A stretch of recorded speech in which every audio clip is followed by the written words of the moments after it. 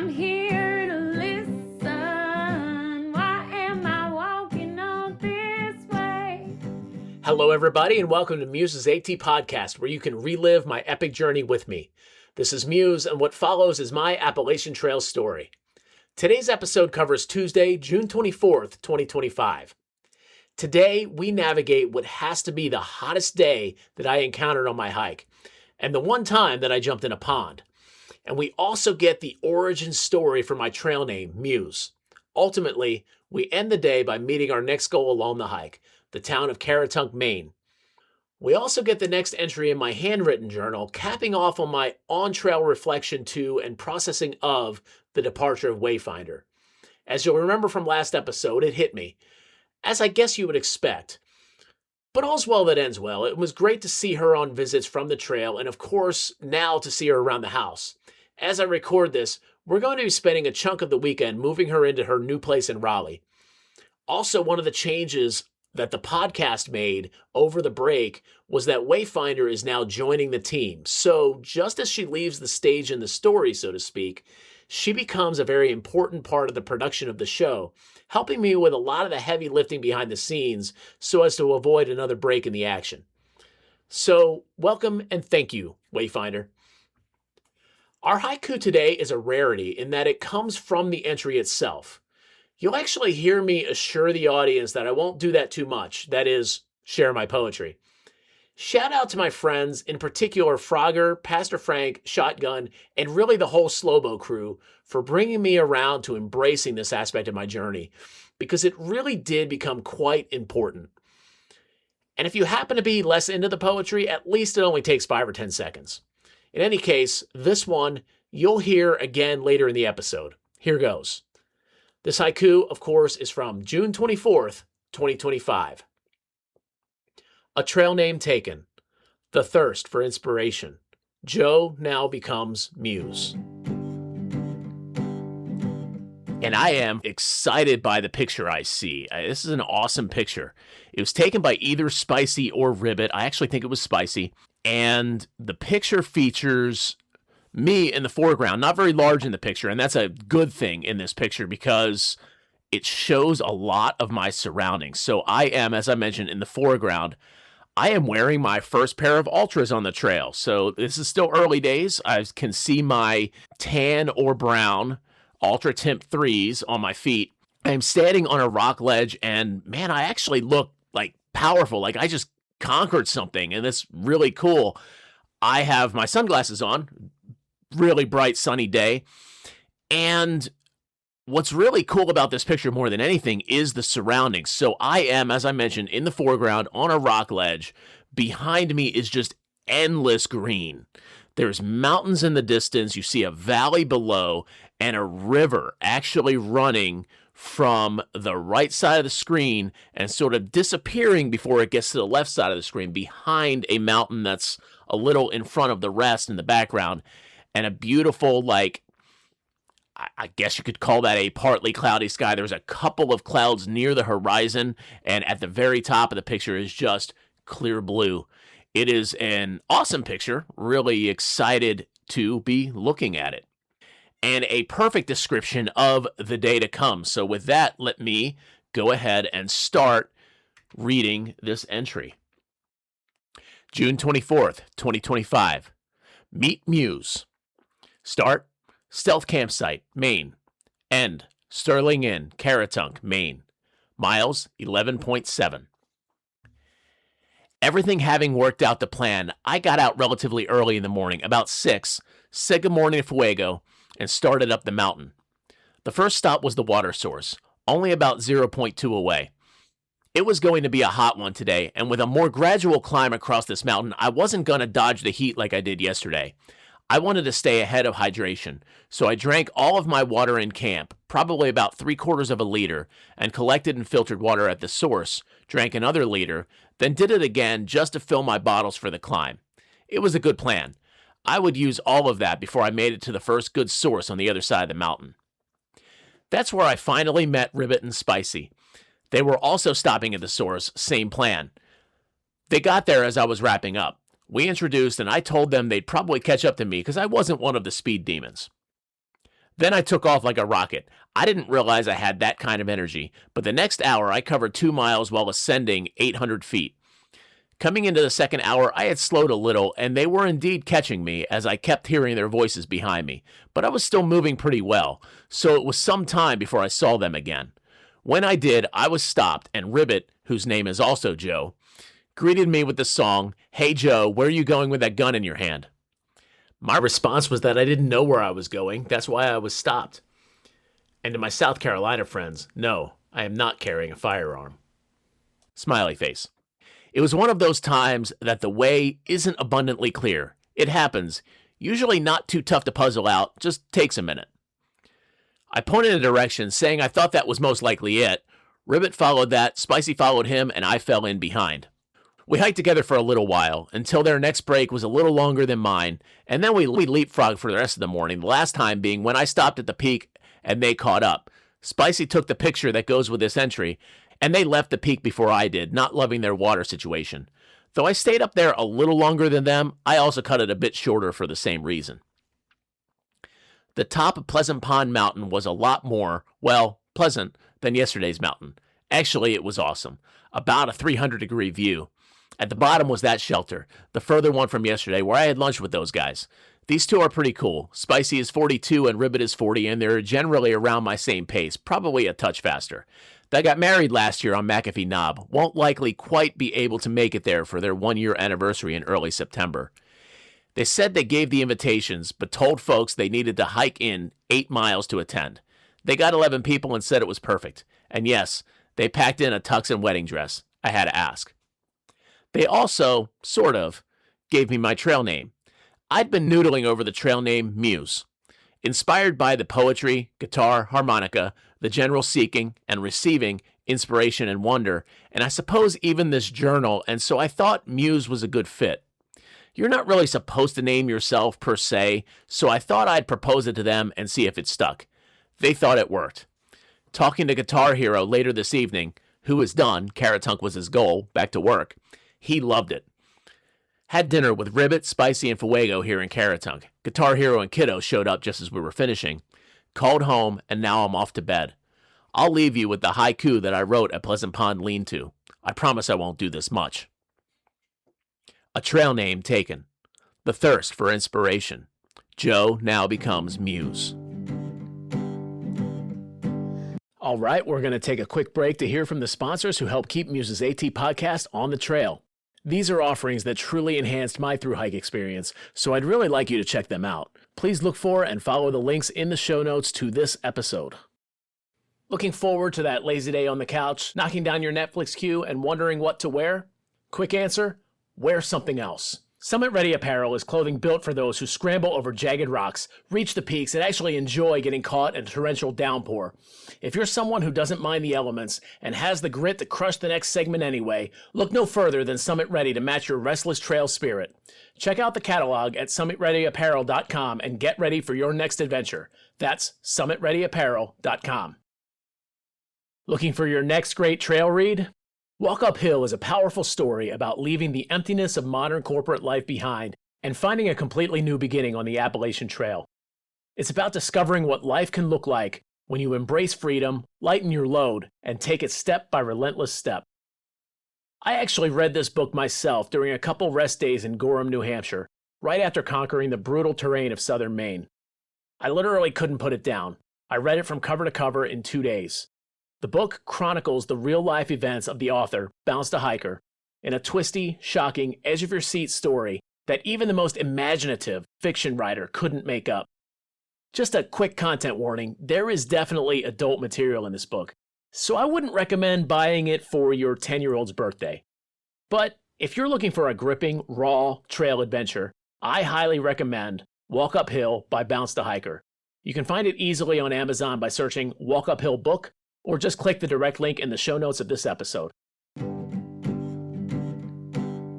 All right, let's get this one started. So the first thing I thought I would start doing in the commentary to any hiking day, which, okay, I give myself trouble. I took my fair share of zeros, and that's absolutely true, but most of them are still hiking days. So any hiking day, maybe we'll go ahead and spin through Far Out and go through what that day actually looked like. And I can't decide yet whether we ought to spin through Far Out for a whole section before we get to that section first too. Anyway, if you ever decide, like, these decisions that I make, and sometimes I go back on them, sometimes I don't, I'm kind of making it up as I'm going along to some degree. If you ever decide you don't like that direction or something like that, I do want that feedback.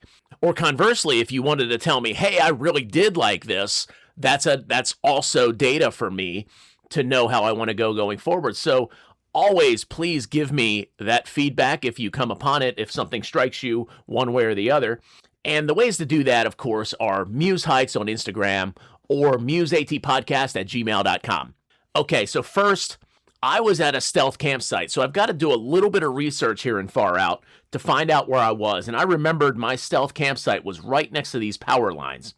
So I'm going to do a couple of things here to zero in on my start spot. For one, I'm going into the comments because there were some power lines here at mile 139.1.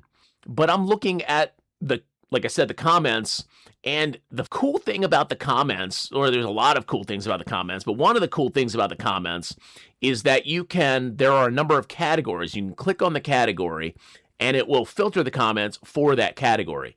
So I click on the camping and it's completely blank, which tells me these are probably not the power lines I stayed in. So I go ahead and advance this a little bit, and I realize, so you can advance that there's a previous button with an arrow to the left that says 0.8 miles. So the waypoint previous northbound in this point would be 0.8. And next, of course, because I have my Far Out oriented southbound, would be 0.3 miles away. So what's 0.3 miles away?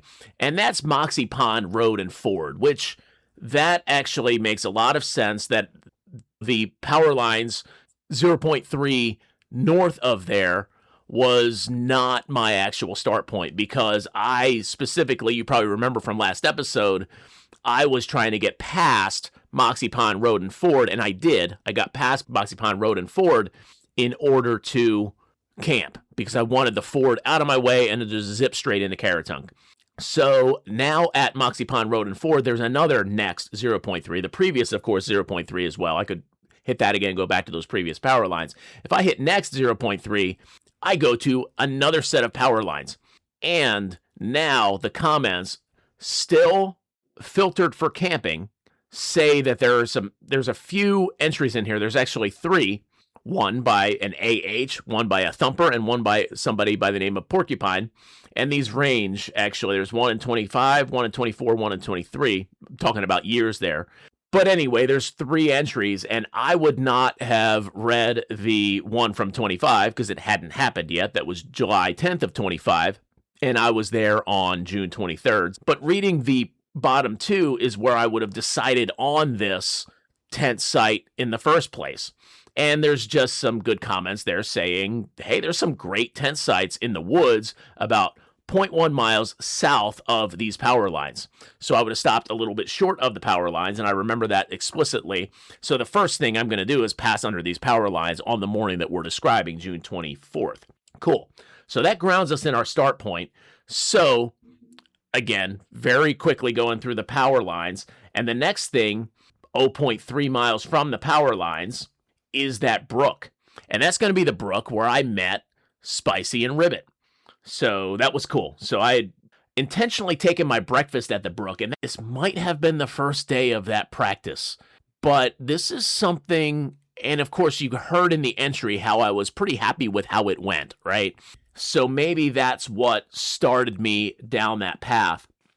I got into a rhythm of, I really didn't eat breakfast at my starting point. Usually what I would often do, like maybe I might munch on a bar or something like that, but to actually make breakfast and sit down to it, I'd go to my first break point, and that would actually usually be my breakfast. I just found that worked for me better. I'm better off just getting going, and then I'll take a break and eat that breakfast. That's exactly what I did that morning, and it might be the first time I did that, and that might have been like, wow, this was great. I'm going to do it again. I was finishing up my breakfast, got my water. I think I drank a lot more water and then got some more water. So I was there for a little bit, and I was intending to be there for a little bit. But just as I was leaving, that's when I met Spicy and Ribbit. talked to them for a few minutes, and then ended up catching them up trail, as you heard in the entry. The next waypoint is 3.6 miles, Middle Mountain, very likely where that picture was taken, honestly. So very cool place, and this is where we're getting onto these rock slabs that are up high. And I remember saying it to Haley, so I had decided it a while back here that that's some of my favorite hiking surface in Maine, because everything's really pretty rough and rugged, as you'd heard. Then you'd get like a relief on these rock slabs, or at least I felt that way. I know some others didn't, because they're hard, they're rock, so not everybody felt the same way I did. But to me, it wasn't twisty. It wasn't, where do I place my foot? It was, I don't know, you could just go. So I kind of felt a little relief from it. And also, that's also where all of a sudden your surroundings just open up and you're looking down on, usually you'd have an amazing view once you're walking on this surface as well. I remember first getting this feeling, whether it was a Philmont prep hike or at Philmont itself, but there were just these moments, and there is this one epic, to me epic anyway, scene in the Fellowship of the Ring, the first of the Lord of the Rings movies, where it's not a big fight scene or anything like that. It's not like a major action scene, but it's just this epic shot of the whole Fellowship moving past a rock, walking on a mountaintop. And I would just have these Lord of the Rings moments, and that would often be the terrain when I would have them. So anyway, Middle Mountain, that's probably where Spicy and Ribbit caught me, named me, possibly took my picture as well. Pleasant Pond Mountain, actually, and that's another 0.7 from Middle Mountain. That's very likely also could be where every one of those things took place. I'm not sure between the two. Then Pleasant Pond is another 1.3 away. And I didn't mention it in the entry. And this is pretty cool, flipping through far out like this. I think I might really like this. We might really zero in on this. So another 1.3 away from Pleasant Pond Mountain was Pleasant Pond. And Pleasant Pond Lean-To is just 0.1 from there. So yeah, this is what I thought it was going to be. Because this is the one time, and many people went swimming a lot of times, but this is the one time I went swimming. And this was also, I'd have to do a little research that I'm honestly probably not going to do to know this for absolute sure, but I am sure that this was the hottest day on trail, this right here, June 24th, because the weather was like 96, 97. It was just cooking. And I was there at the lean-to, at the shelter, and I was there with Spicy and Ribbit. We're all having lunch together, and they're like, Muse, you absolutely must get in the pond. It's awesome. Go ahead, take a dip in the pond. And I'm like, but why not? I mean, it sure sounded good on that day, right? So I went ahead and took that advice and took a little dip in the pond. And it ended up being, like I mentioned, the only time I ever went swimming on trail. Forward from lunchtime from Pleasant Pond. Let's see anything. I'm flipping a little bit more here because a lot of this stuff, Pleasant Pond Mountain parking, I kind of remember it. And then a road, another stream, some other water source. We're down on relatively flat land for the rest of the day, and then we get into Caratunk. So yeah, I thought that was pretty cool. Actually, I didn't even think about it as a memory jogger, but it ended up being that as well. So probably a pretty cool way to start any commentary, like I said, that's on a hiking day. The other thing that I wanted to do today is, and this is going to be a little bit of preview, but it picks up so logically from the previous entry that I wrote in my handwritten journal that I wanted to go ahead and read the next one. The other thing that this does is it confirms that the time that I hiked with Spicy and Ribbit, and then we'll also mention Justin and Conrad because I'm going to meet them soon. I think it might be the day I come out of Caratunk. And then during this time, Fuego ends up getting ahead of me, perpetually. But the time that I hiked with Spicy and Ribbit would have been about a week. It confirms that because this journal entry is dated June 29th, 2025. Sunday, Hostel of Maine, Carabasset Valley, Maine, mile 188. Before I get into reading it, the reason I say that, I just gave you the header, I suppose. The reason I say that is because the Hostel of Maine is where I saw them last. So let's get into the entry. Bouts of sadness passed quickly, eradicated by the splendor and beauty of this place. I've been having a wonderful day. Zeroing at the Hostel of Maine today, Pops and Justin got me hooked up with Sugarloaf Ministries for an outdoor morning service. Amazing service, great people. The worship leader, Pam, put together a great program with reflections and great music. Nancy gave me a ride home. I also returned to the hostel with a pie and some chips. The Bigelows were amazing. The views were otherworldly. The rosary on the top of Little Bigelow was transcendent. This was all made for me. I am so grateful and so unworthy. This is grace. All right, cool. Yeah, no other way to really express that. And we'll get into the Bigelows very shortly here. They're going to be right on the other side of Caratunk. But they were absolutely amazing. I remember that morning, we'll get into that, of course, that I climbed Little Bigelow Mountain and delayed my morning prayer for the top of the mountain. Awesome. One of the best decisions I made on trail, honestly. And it just all felt so otherworldly and like it's one of those moments you feel small, but in a good way, like you're part of something huge.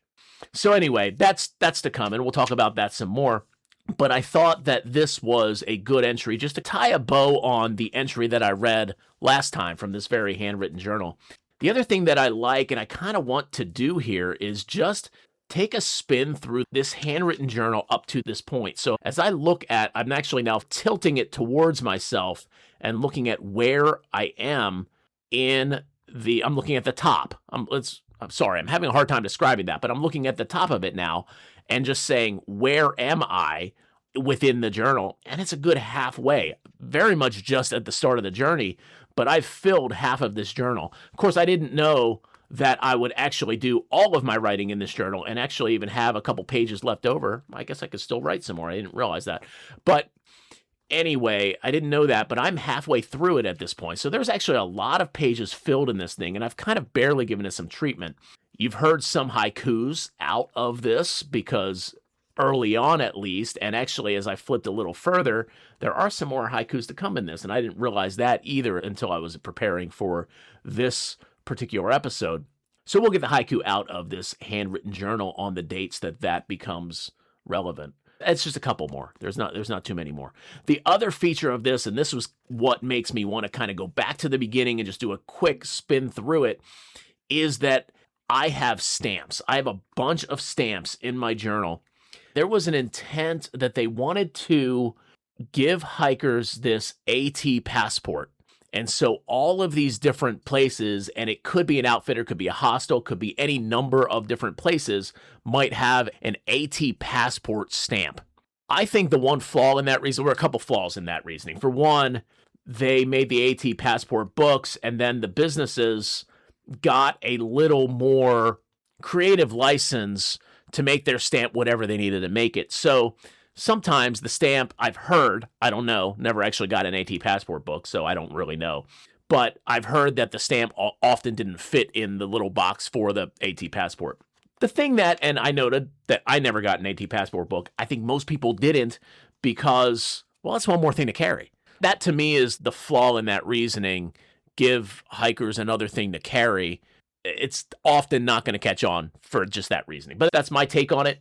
In my case, I had every desire, and obviously followed through on that desire, to write in a handwritten journal, which also gave me the perfect place to put these stamps, which is really cool. So that I did on trail, and it actually starts before trail. It actually starts, if I were to, and I've got it on a shelf back here, I'm not going to grab it, but it actually can go all the way back to my Philmont journal, because at Philmont, every camp had a stamp, and they were all styled the same, but you could get a stamp at every camp. And in my Philmont journal, because I had a very similar looking journal, to be honest with you, and I was writing day by day in there and getting the stamp when I got to that camp. So that was cool. I carried that forward into my AT journal. And so we're going to start from the beginning. The first entry here is June 10th, Pilot Mountain State Park. I don't have a stamp with June 10th. That's a cool haiku, though. We've got to read that one later on. July 16th, one from home. This is the one with the reasons to hike the trail. Okay. So July 16th, 2023. I don't know if I said the year on the first one, but that was June 10th, 2023. July 16th, 2023. No stamps yet. Here's my first stamp. Okay, October 7th, 2023. And the stamp is from Sesquicentennial State Park, South Carolina, which is right near Columbia. And this was cool because I went there for a weekend with Carrie, and we just had a good time. And I, of course, write about a whole lot. You can't even tell. I just know that this stamp was from there because it's, along with that journal entry. They don't really, it's not a very good stamp. But it's actually kind of cool the way it's, the picture on it, but it's just not a very good stamp in that it doesn't actually say where it's from. The next stamp is October 29th, 2023, Crowder's Mountain State Park. So it seems like less than a week. No, it's later that month anyway. From when I was at Sesquicentennial with Carrie, I went on my solo backpacking trip to Crowder's Mountain State Park on October 29th of 23. And then the next one I've got here is June 29th, 24, Falls Lake State Park. So this is one with Haley. So that was really cool. And I'll go ahead and read this haiku. A hot, grueling day. Serenity on the lake. The next step forward. It was a hot, grueling day, much like the day I just described, June 24th of 2025 on the Appalachian Trail.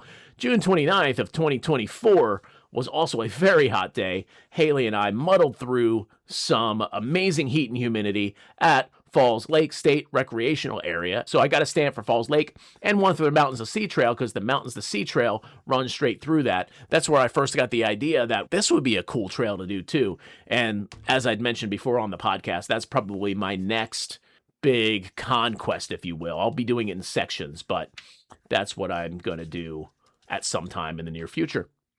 All right, November 16th, 2024. It is my niece Maddie's wedding. The stamps were placed there at some point before, and I remember this because this would have been a day hike with Brandon. Not the one you heard about before because I didn't start the online journal until 25, but I had done that before with him as well. And he and I went to Morrow Mountain, and the Yadkin River runs right through Morrow Mountain State Park, and we hiked along the Yadkin River. So that's what's going on there. And what else we got here? So we've got Crowder's Mountain, another Crowder's Mountain one. So sometime between, oh, you know what? This is going to be December 29th, 2024. This is Haley and me at Crowder's Mountain. This is the one you heard about in one of the first episodes here, our last prep outing before the AT. So I'm flipping through here. I don't have any stamps for a little while until I get to the one for the Appalachian Trail Hostel and Outfitters. And this is on the June 3rd entry. And actually, I've got it upside down. And it's also running into my, so I must have wrote the entry and then stamped it or something. I don't know. But it's actually running into the header of that. So June 3rd, 2025, Tuesday, Appalachian Trail Hostel, Millinocket, Maine. And this is a cool stamp. So it's upside down, but if I turn it over, it is a cool stamp. It's got mountains in the background and a backpack in the foreground. I didn't stamp it very well, so it's a little bit not as clear as it could be, but it's got a little sign that says Appalachian Trail Hostel and Outfitters. So that's cool. I've got a stamp for Baxter State Park, which has got the Katahdin sign. It's a circle. It's got the Katahdin sign. It's got Katahdin on top and Baxter State Park on the bottom. And this is actually just the next day, June 4th, 2025, Wednesday, Appalachian Trail Hostel, Millinocket, Maine. I must have just left the blank spot, probably just because that's right beside the header. The next one that I've got is June 23rd. It's actually the entry that I read last episode, but the stamp on top is Shaw's Hiker Hostel. So obviously the stamp was placed first, and then I wrote around it because this one is from Bald Mountain Brook Lean-To. Shaw's Hiker Hostel, they've got a moose in the middle of their stamp. Theirs is also, it's very much like the Baxter State Park stamp, and these places may have been trying to cater to that AT passport. But they've got a simple circle. It says Shaw's Hiker Hostel on the upper part of the circle, upper semicircle, I suppose. And then down the bottom, Munson, Maine. And it's just got a moose in the middle of it. So that's pretty cool as well. And then I will stop, actually, because we will go forward. We'll describe these things as we go.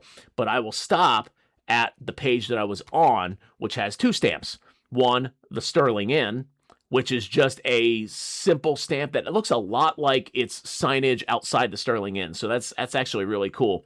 And then the Hostel of Maine stamp is underneath that, and it's got that same circular, it's got a circle border. It says Hostel of Maine and then Carabasset Valley. So it's very similar to the Shawls stamp in that respect. This one's blue, the Shawls one was green.